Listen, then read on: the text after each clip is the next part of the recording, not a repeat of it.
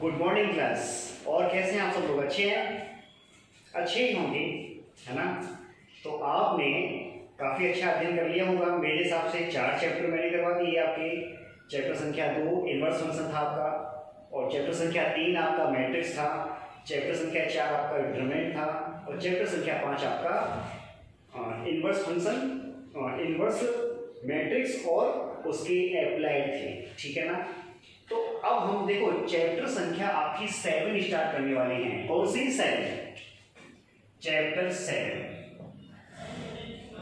ये कौन सा चैप्टर है आपका? डिफरेंशिएशन यानी अवकलन। ठीक है ना?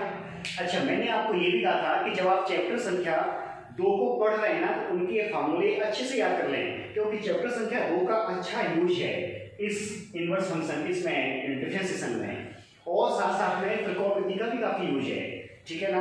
तो अब हम इस पर बात करते हैं कि अवकलन है क्या। देखो, हमने 11वीं क्लास में लिमिट पढ़ लिया था और थोड़ी सी डिफरेंशिएबिलिटी पढ़ ली थी। मैंने क्या डिफरेंशिएबिलिटी पढ़ी थी और लिमिट, मतलब आपने सीमा पढ़ लिया, कॉन्टिन्यूटी सांतत्य पढ़ लिया था 11वीं क्लास में, और डिफरेंशिएबिलिटी। हालांकि उसका विस्तृत अध्ययन आपका चैप्टर संख्या 6 बताएगा। कौन सा? कॉन्टिन्यूटी का और डिफरेंशिएबिलिटी का, सांतत्य और अवकलनीयता का। ठीक है? लेकिन क्योंकि अगर हम बात करें ना किस टॉपिक की, कि अगर हम एक्स ग्रुप की देखें ना, तो उसमें अगर हम डिफरेंशिएबिलिटी की और कॉन्टिन्यूटी क्वेश्चन को सॉल्व करते हैं ना, उनके माध्यम से, तो क्वेश्चन काफी लेट समय में सॉल्व होता है। अगर हमें शॉर्टकट करना है तो हमें पहले डिफरेंशिएशन अच्छा हो जाना चाहिए, तो इसलिए हम पहले डिफरेंशिएशन करेंगे। ठीक है? और उसके बाद हम कॉन्टिन्यूटी और डिफरेंशिएबिलिटी की बात करते हैं। हालांकि कर तो उल्टा रहा हूं मैं, लेकिन कोई बात नहीं है, आपका डिफरेंशिएशन स्ट्रांग हो जाना चाहिए। ठीक है? तो डिफरेंशिएशन अवकलन है क्या? सबसे पहली बात तो ये आती है, जैसे मैं लिखता हूं, इसकी जो डेफिनेशन है अवकलन की, वो ये है,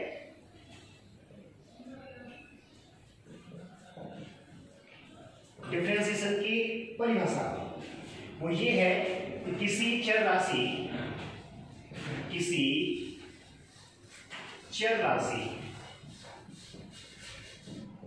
y, मैंने कोई एक वेरिएबल लिया है y। ठीक है? किसी चर राशि y का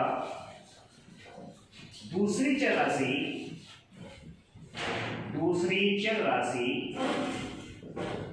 x के सापेक्ष, किसी चर राशि y का दूसरी चर राशि x के सापेक्ष परिवर्तन। देखो, इसमें मेन बात है परिवर्तन की। दूसरी चर राशि x के सापेक्ष परिवर्तन को अवकलन कहते हैं, अवकलन कहते हैं। ठीक है? ये तो मैंने लिया चर राशि का चर राशि के सापेक्ष। ठीक है? और वैसे अगर देखा जाए ना व्यवहारिक डेफिनेशन, तो हम ये कहेंगे कि समय के सापेक्ष परिवर्तन की दर को अवकलन कहते हैं। क्लियर हो गया? समय के सापेक्ष परिवर्तन की दर।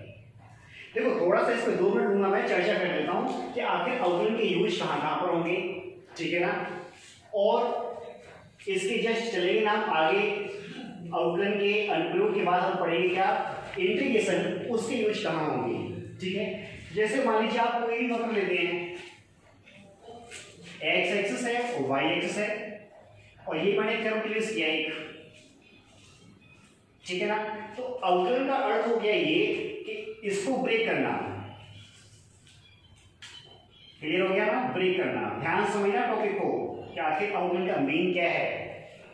और जैसे मान लीजिए मैंने पॉइंट ले लिया यहाँ पे ए और बी, ये x इक्वल टू ए और बी है, यहाँ पे पॉइंट लिया मैंने x इक्वल टू सी ले लिया। ठीक है?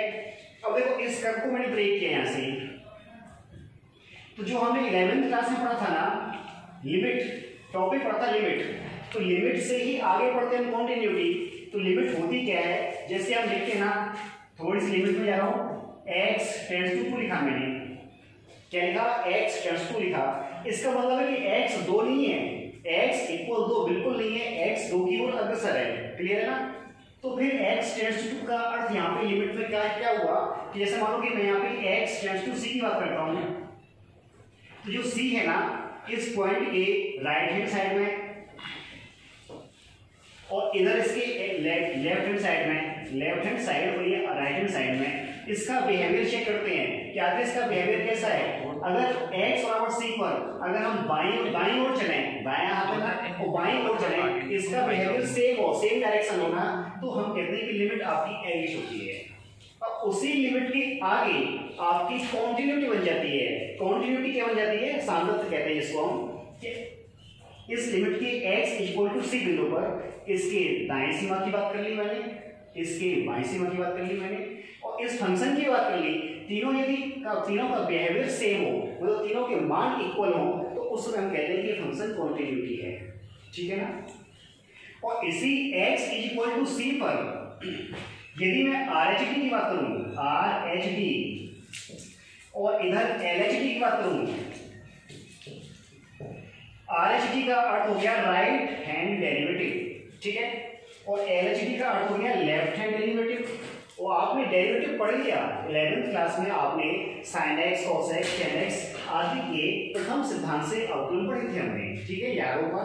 तो वो डेरिवेटिव था आपका, और डेरिवेटिव को बोलते हैं हिंदी में अवकलज।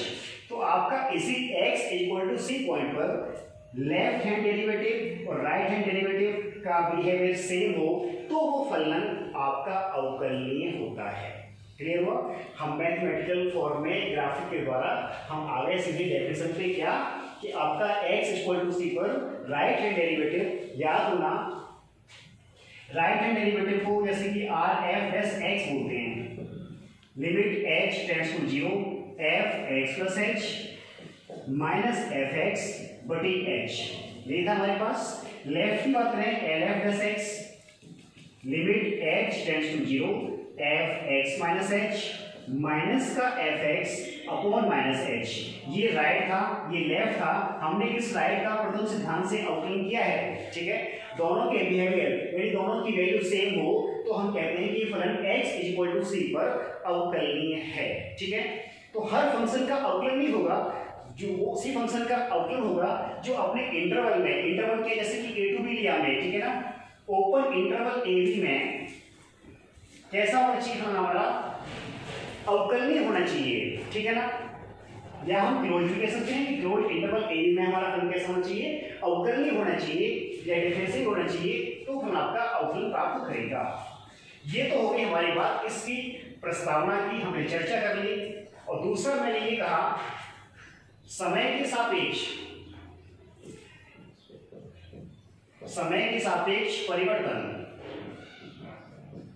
अवकलन कहलाता है। जब हम इसके अनुप्रयोग पढ़ेंगे तो यह बात क्लियर होती है, ठीक है।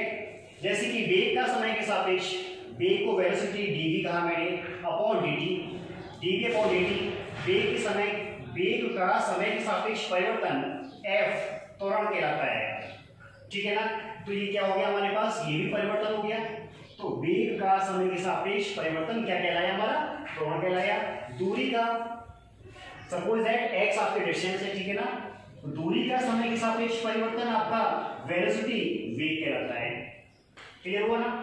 चलो एक हम आपको व्यवहारिक शब्द यूज करते हैं, डिफरेंशिएट शब्द होता है, डिफरेंशिएट, ठीक है ना। और आप कभी अगर आप क्रिकेट की शौकीन हैं, किसके? क्रिकेट की, तो आप जानते तो होंगे ये बात तो कि हमारे सबसे अच्छे कमेंटेटर कौन है इस समय जो टीवी पर आता है? मेरे हिसाब से शायद है कि आकाश चोपड़ा नाम सुना होगा। आकाश चोपड़ा सुना होगा सबने। मुझे सबसे बेहतर तो यही लगता है कमेंटेटर, ठीक है ना। अब देखो मैं इस डिफरेंशिएट शब्द का इस्तेमाल कहाँ क्रिकेट से जोड़ रहा हूँ, देखना ध्यान से, लिंक देखना अच्छा खासा। जैसे मान लीजिए आपका कोई मैच हो रहा है, मान लो कि आपकी 2 मैचों की श्रृंखला है या 3 मैचों की श्रृंखला है, ठीक है ना। और वो मैच मान लीजिए कि एक ही ग्राउंड पे कलकत्ता में रखे गए हैं, ईडन गार्डन के मैदान पर, ठीक है। मान लो कोई सी विपक्षी टीम ले लो, और विपक्षी टीम ने पहले खेला या पहला मैच हुआ, उसमें इंडिया ने 50 ओवर में सपोज दैट 320 रन बनाए, 50 ओवर में 320 रन बनाए और इंडिया मैच को जीत जाती है, ठीक है ना। इंडिया मैच को जीत जाती है। अब सेकेंड मैच उसी ग्राउंड पे उसी टीम के सापेक्ष होता है, ठीक है ना। 50 ओवर का हुआ, लेकिन इस बार 260 बनाए इंडिया ने और ये यहाँ पे हार गई। अब देखो हुआ क्या, कि ये मैच था, मान सपोज दैट कि 26 तारीख को था, और ये मैच उसी दिन तो होगा नहीं, अगले दिन होगा या 2 दिन बाद होगा या 3 दिन के बाद होगा, 3 दिन बाद हुआ। इसमें 50 ओवर में वही टीम वही प्लेयर और 320 रन बना के मैच को जीता और 50 ओवर में 260 रन बना के मैच को हार जाती है। तो देखो इसमें जो 3 दिन का समय आया ना, तो समय के सापेक्ष जो परिवर्तन हुआ ये डिफरेंशिएट हुआ है। क्लियर हुआ? ये क्या हुआ है? डिफरेंशिएट हुआ है। तो ये आपका आउटलन का प्रस्तावना है, मीनिंग है कि आखिर आउटलन होता क्या है और इसके यूज कहाँ होते हैं। जब भी हम कोई सजीव वस्तु ले लेंगे और उसमें समय के सापेक्ष परिवर्तन देखा जाएगा ना, तो वो आपका क्या कहलाएगा? आउटलन कहलाएगा। ठीक है, अब इसको किसके लिए करेंगे देखिए अभी। तो देखो हमने अभी डेफिनेशन लिखी थी, आप डेफिनेशन को नोट कर लेना। क्या लिखा था कि एक चर राशि y का दूसरी चर राशि x के सापेक्ष परिवर्तन क्या कहलाता है? आपका अवकलन कहलाता है। देखो कैसे, और इसे हम किससे डिनोट करेंगे? dy/dx से। और dy/dx होता क्या है? Limit delta x tends to 0 delta y/डेल्टा x, या फिर limit delta x tends to 0 y2 minus y1 upon x2 minus x1। देखो ये डिफरेंस ऑफ y को डेल्टा y कहा गया, डिफरेंस ऑफ x को डेल्टा x कहा गया। तो हम dy/dx इक्वल टू ये होता है। देखिए dy/dx इसका नोटेशन है किसका? एक चर राशि y का दूसरी चर राशि x के सापेक्ष अवकलन, limit delta x tends to 0 delta y upon delta x। ठीक है ना? देखो ये छोटी छोटी बातें हैं, आप समझ लो। अगर कहीं पे लिखा है dy/dx और सपोज है उसने लिख दिया एक अनुपात है, तो ये अनुपात, दूसरा लिख दिया कि ये अवकलन है, तीसरा लिख दिया समय के सापेक्ष परिवर्तन है, समय के सापेक्ष परिवर्तन, और चौथा मैंने ऑप्शन लिख दिया एक चर राशि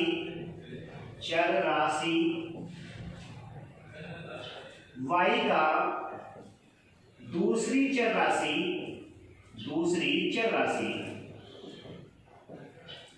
x के सापेक्ष परिवर्तन। तो याद रखिए ये एक रेशियो नहीं है, ये तो कभी नहीं है। हाँ अवकलन तो है, लेकिन इन तीनों में सफिशिएंट आपका स्टेटमेंट कौन सा है? फोर्थ है। अवकलन तो है, समय के सापेक्ष परिवर्तन नहीं है। dy/dt होता ना, तो ये ऑप्शन होता है dy/dt लिख दूं मैं यहाँ पे, dy/dt लिख दिया मैंने, तो आपका कौन सा सही होता है? तीसरा सही होता है। ठीक है ना? और अगर dy/dx लिखा है तो कौन सा करेक्ट होता है? आपका चौथा होता है। तो एक चर राशि का y का दूसरी चर राशि x के सापेक्ष परिवर्तन dy/dx है, समय के सापेक्ष परिवर्तन dy/dt होता है। तो याद रखो कभी कभार पूछ लिया जाता है कि dy/dx का एक अनुपात है, तो ये रेशियो बिल्कुल नहीं होता है। हाँ रेशियो डेल्टा y/डेल्टा x ये जरूर अनुपात होता है। क्या होता है? अनुपात होता है। ठीक है, तो याद रखें कि dy/dx क्या। अब देखो एक चर राशि y का दूसरी चर राशि x के सापेक्ष परिवर्तन dy/dx है। अगर ये एक बार लिखा हुआ है कि एक बार अवकलन किया गया तो dy/dx है, अगर दूसरी बार अवकलन किया जाए x के सापेक्ष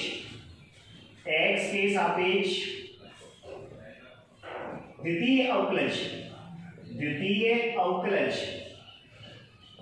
तो क्या लिखोगे आप? d/dx ऑफ dy/dx, और इसको लिखा जाएगा d2y/dx स्क्वायर।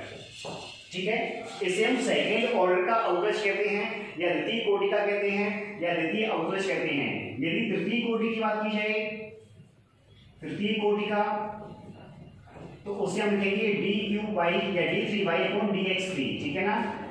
और इसी प्रकार से n कोटि का हो तो dny/dxn होता है। और जो आपको मैं लिखे हैं ना, ये जैसे कि dy/dx हुआ, फिर d2y/dx स्क्वायर हुआ, डॉट डॉट dny/dxn हुआ, इनको उत्तरोत्तर अवकलज या सक्सेसिव डेरिवेटिव कहा जाता है। ठीक है, तो हमारे जो सिलेबस में है 12th क्लास में वो केवल d2/d² तक है, आगे आपको नहीं पढ़ना है, आगे दिया ही नहीं है, तो आपको कहाँ पढ़ना है d2/d² तक। ठीक है ना, फर्स्ट फंक्शन दिया है, उसका उसी के सापेक्ष सेकंड टाइम से आपको डिफरेंशिएट पूछाएगा, तो क्या आएगा d2/d² आएगा। क्लियर हुआ ना सबकी? तो हमने यहाँ पे देखिए d/dx क्या एक अनुपात नहीं है, अवकलन तो है, लेकिन स्पष्ट नहीं करता है कि अवकलन किसके सापेक्ष। तो स्पष्ट डेफिनेशन कौन सी हुई, एक चरराशि y का दूसरी चरराशि x के सापेक्ष परिवर्तन dy/dx है। अब हम इसके सब इंपॉर्टेंट फार्मूले लिखेंगे जो आपको याद करने हैं। अब देखो इसके डिफरेंशिएशन के हम आपको सूत्र लिखते हैं, ये सूत्र आपको याद करने हैं, कैसे कैसे यूज किए जाएंगे मैं आपको साथ साथ में बताऊंगा। ठीक है ना, जैसे कि फर्स्ट लिखा मैंने d/dx ऑफ कांस्टेंट, c क्या यहाँ पे कांस्टेंट है, कांस्टेंट का डिफरेंशिएट हमेशा क्या रहेगा 0 रहेगा। जैसे लिखा मैंने d/dx ऑफ 5 लिखा 0 रहेगा, d/dx ऑफ 2 लिखा 0 रहेगा, d/dx ऑफ a लिखा 0 रहेगा। समझ में आ गया ना आपको कि कांस्टेंट का अवकलन क्या रहेगा 0। दूसरा देखिए d/dx ऑफ x की पावर n, काफी पॉपुलर है ये सूत्र, इसका सूत्र रहेगा mx n-1। अब देखो 11th क्लास में हमने ये सब प्रथम सिद्धांत से सॉल्व किए हुए हैं। ठीक है ना, अब इसको कैसे सॉल्व करते हैं, इसके उदाहरण कैसे होते हैं, जैसे हमने लिखा d/dx ऑफ x², तो देखो x² लिखा हुआ है ना, इस पे घातांक कितना है 2 है, तो सूत्र के अनुसार mx n-1, तो 2x 2-1, तो क्या बन जाएगा 2x। क्लियर हुआ? मैंने लिखा d/dx ऑफ x की पावर 5, तो n कितना हमारे पास है 5 है, तो 5 पहले आएगा 5x 5-1 = 5x4 हो गया। क्लियर हुआ ना? अगर मैंने लिखा d/dx ऑफ x की पावर -2 लिखा मैंने, ठीक है ना, अब देखो -2 पहले आएगा, तो -2 x की पावर -2-1, ये कम करना है आपको n में से, तो कितना हो जाएगा -2 x की पावर -3 या फिर -2/x³ बन जाएगा। ठीक है, अगर मैंने लिखा d/dx ऑफ √x, तो इसको हम क्या लिखेंगे d/dx ऑफ x की पावर ½ लिखा मैंने।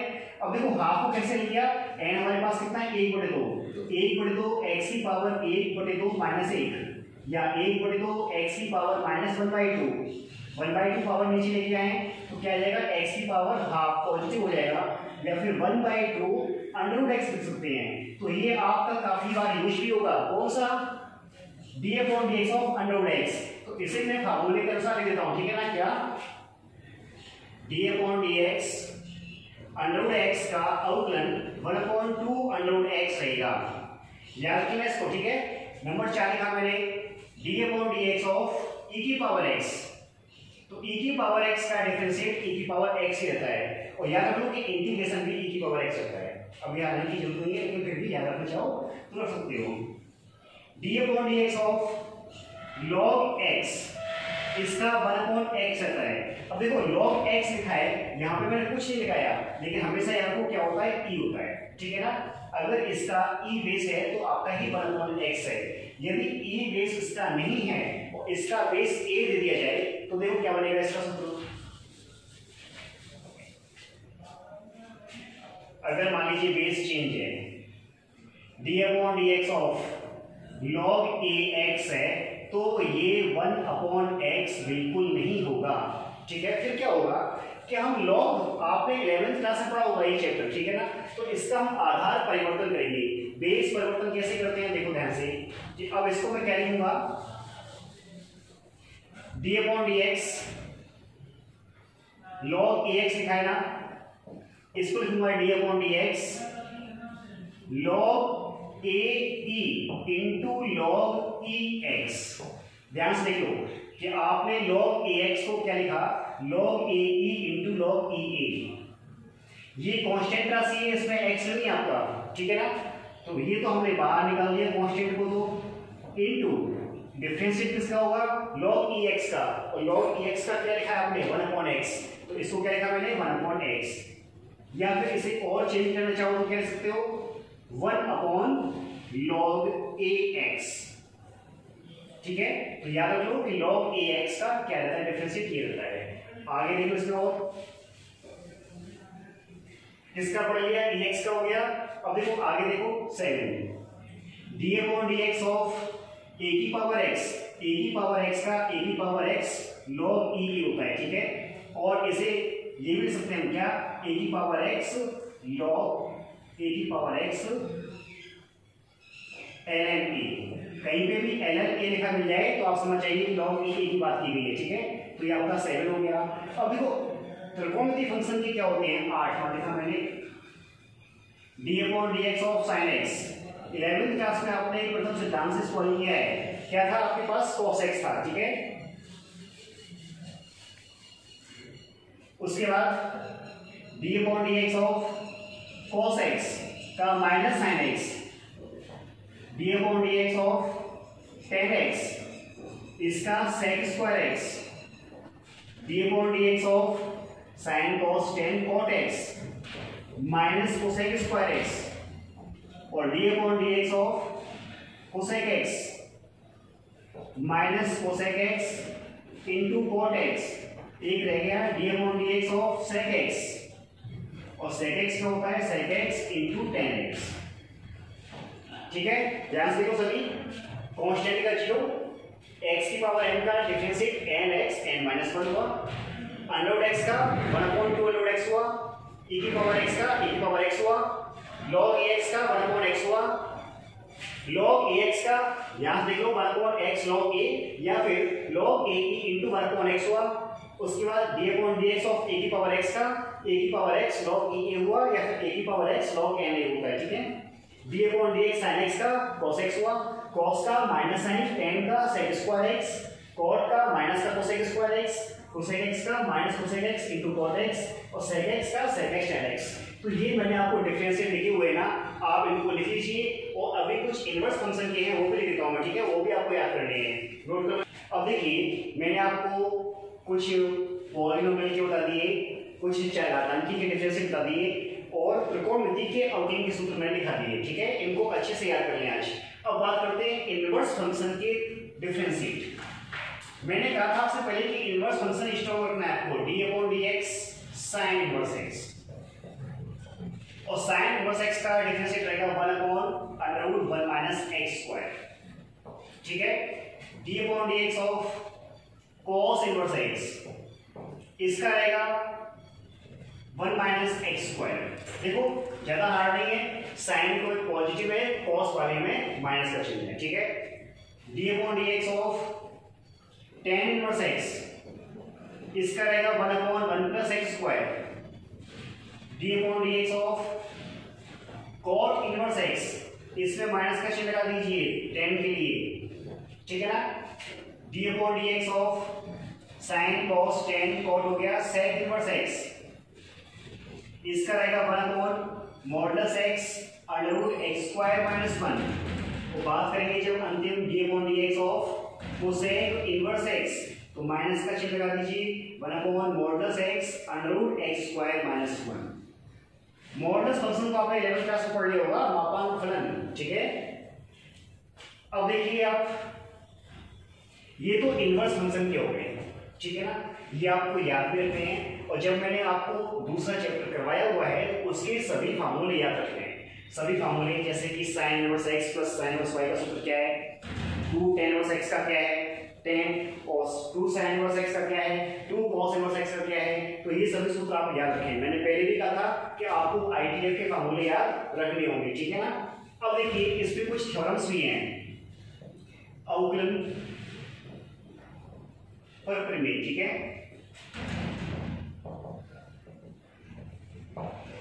मान लीजिए आपके पास f(x) और g(x) दो अवकलनीय फलन हैं, दो फंक्शन लिए f(x) और g(x), और दोनों कैसे होना चाहिए, डिफरेंशिएट। मैंने पहले ही आपको बता दिया कि डिफरेंशिएट जो अवकलन निकाल लेना वो हर एक फंक्शन आपका अवकलनीय है, तभी तो इसका हम डिफरेंशिएट पॉसिबल है हमारे पास, ठीक है ना।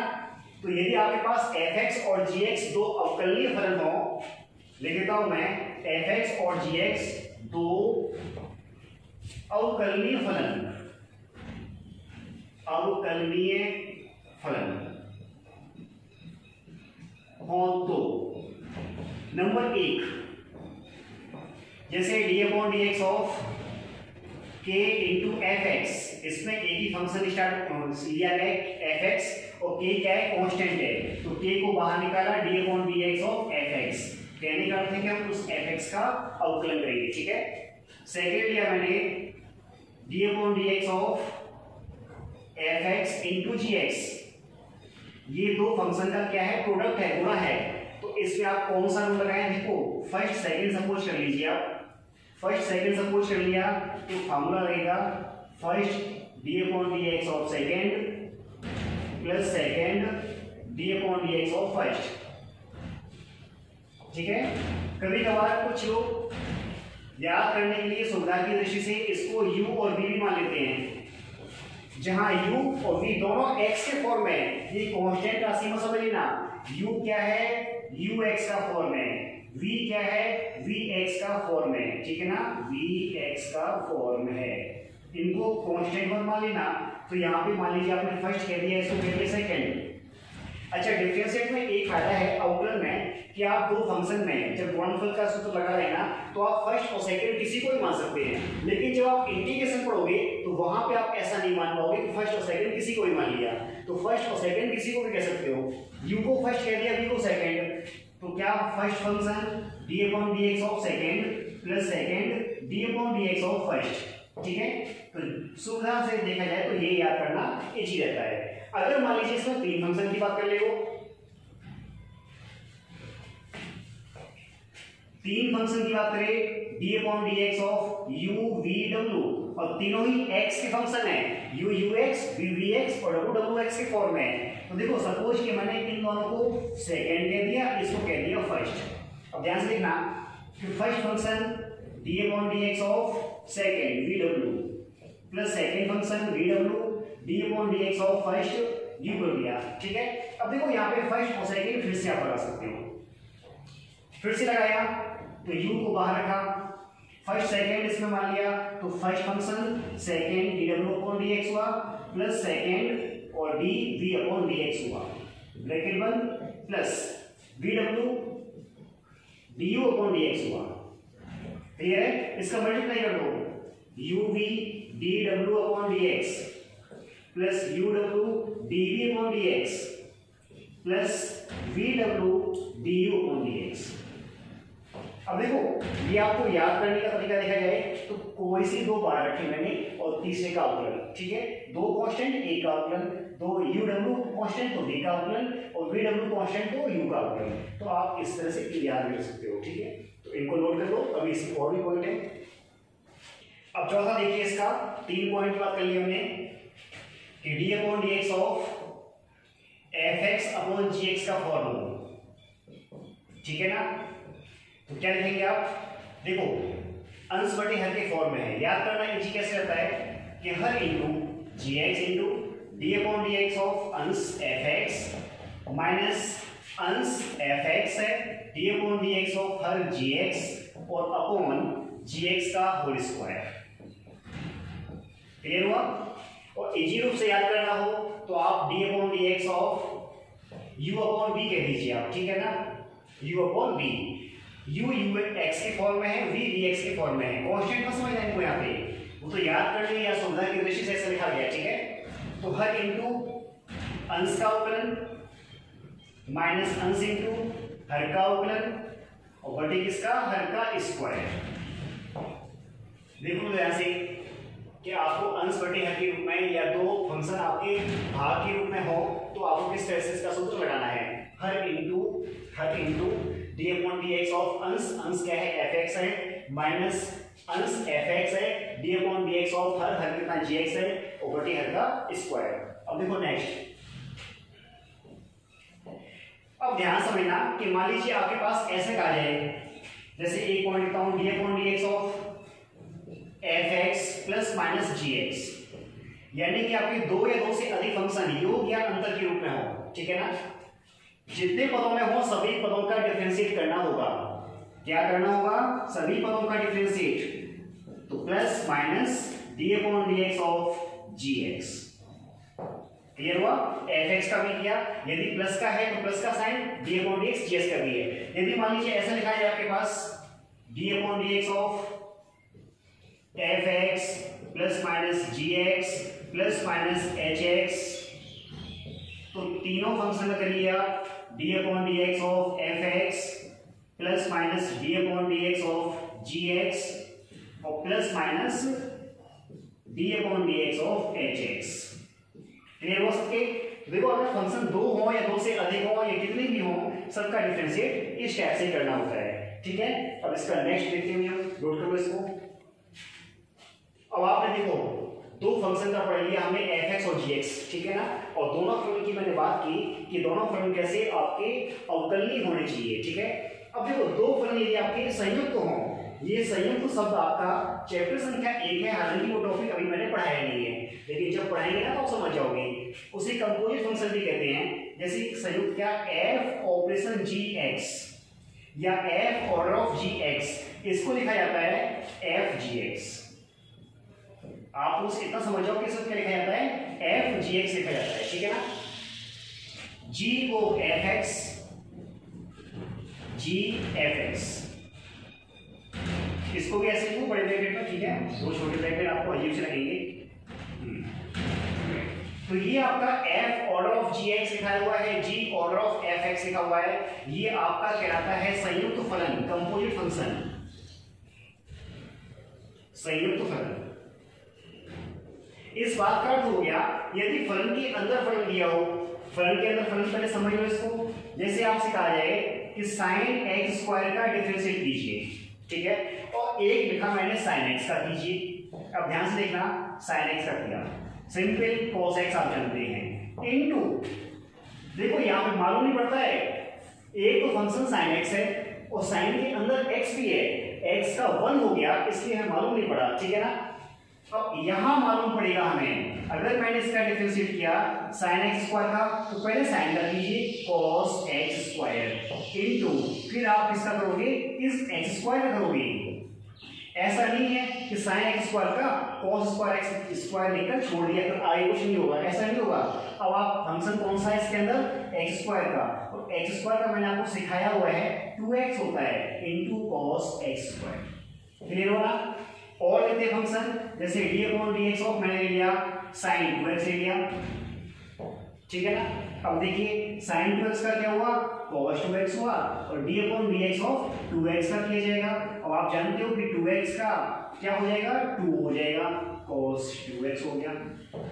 तो ऐसा नहीं करना है कि sin 2x का cos 2x लेके छोड़ दिया, नहीं, फलन के अंदर भी जो भी फलन है सबका डिफरेंशिएट होता है। ठीक है ना, और समझना चाहो तो ऐसा समझ लो, ध्यान से देखना। अवकलन एक ऑपरेटर है, संकारक के लिए अवकलन संकारक, मैंने इनपुट किया f(x), क्या किया, इनपुट किया, ये एक ऑपरेटिंग सिस्टम है। आउटपुट ये संकारक किस नाम से है, d अपॉन dx के नाम से है। जो आउटपुट आएगा वो d upon dx of f(x) आएगा। ये आपका क्या हुआ, आउटपुट हुआ। अब इस बात का अर्थ ये हो गया कि मशीन है, ठीक है, इसके अंदर कोई सा भी फंक्शन डालेंगे उसका सबका अवकलन होना है। जैसे आपने गन्ने का रस पिया, बिल्कुल पिया होगा, और गन्ने को अंदर जब नींबू निचोड़ते हुए डाल देते हैं ना, सब कुछ पिस के बाहर आ जाता है ना, बस ऐसा एक सिस्टम है ये ऑपरेटिंग। हम इसके अंदर कोई भी फंक्शन डालेंगे और उसके फंक्शन के अंदर भी कोई फंक्शन हो, सबका अवकलन निकल के बाहर आना चाहिए। ठीक है, केवल एक नाम मात्र का नहीं, उसका सबका फंक्शन का अवकलन आएगा। तो ये इसी प्रकार से, जैसे मैंने sin x का किया तो sin का cos हुआ, लेकिन x का भी 1 होता है, क्योंकि 1 से मल्टीप्लाई हो जाने के बाद हमें मालूम नहीं पड़ता है, इस वजह से इसको cos x दिखाई देता है। sin x स्क्वायर किया, यहाँ मालूम पड़ेगा cos x स्क्वायर हुआ, और हम x स्क्वायर का भी करेंगे तो कितना आएगा, 2x आएगा। ठीक है ना, sin 2x का किया तो cos 2x हुआ, और 2x का करेंगे तो कितना आएगा, 2 आएगा। तो यहाँ हमें मालूम पड़ रहा है, लेकिन जो कि x का डिफरेंशिएट 1 होता है उसका हमें पता नहीं चलता है। तो यहाँ देखो कंपोजिट फंक्शन का लेके जा रहा हूं मैं, इसका अवकलन। अब देखो इसका अवकलन क्या, d upon dx f o g। वैसे हम व्यवहारिक पढ़ लेते हैं, एफ ओ जी होता नहीं है, एफ ऑर्डर ऑफ जी होता है, लेकिन जब स्टूडेंट्स कहते हैं ना कि एजी लगता है, वो पढ़ना तो बढ़िया है, आपको एजी लगना चाहिए। तो f order of ji x का डिफरेंशिएट रहेगा एफ एस इसको पहले लिखते क्या है, देखो ध्यान से, इसको लिखते थे हम क्या, एफ ओ जी को एफ जी एक्स लिखते थे, याद है ना। तो क्या बनेगा, F dash G X into D upon D x का, जी एक्स का भी, तो क्या आएगा, जी डैश एक्स।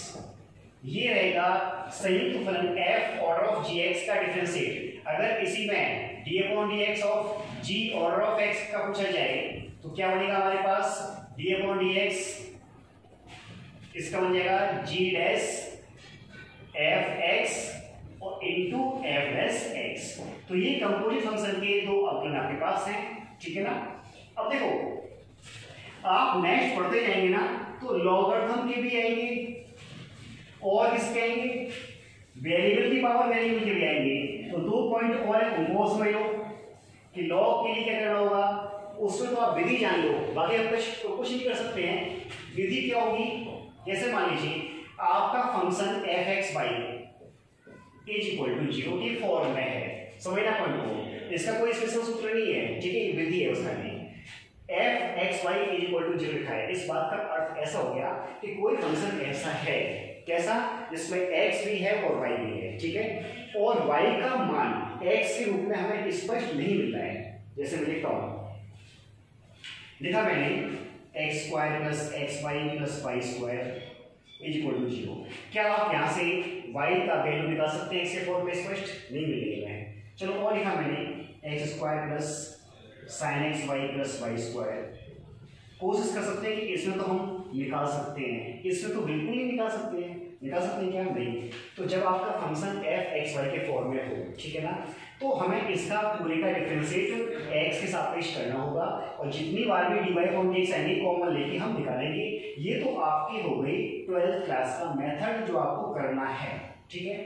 अब सपोज दैट आप कंपटीशन के एग्जाम में हो और आप सोचो कि यार इसका डिफरेंशिएट जब हम क्लास के हिसाब से पढ़ेंगे तो काफी लेंथी होता है और हमें आंसर केवल 1 मिनट में निकालना हो, तो कैसे निकालेंगे। तो इस अवस्था में मैं यहाँ लिखता हूँ, यदि f x y is equal to 0, उस अवस्था में d y upon D x का सूत्र सीधे याद रखेंगे, minus del f upon del x और del f upon del y, या del f upon del x upon del f upon del Y.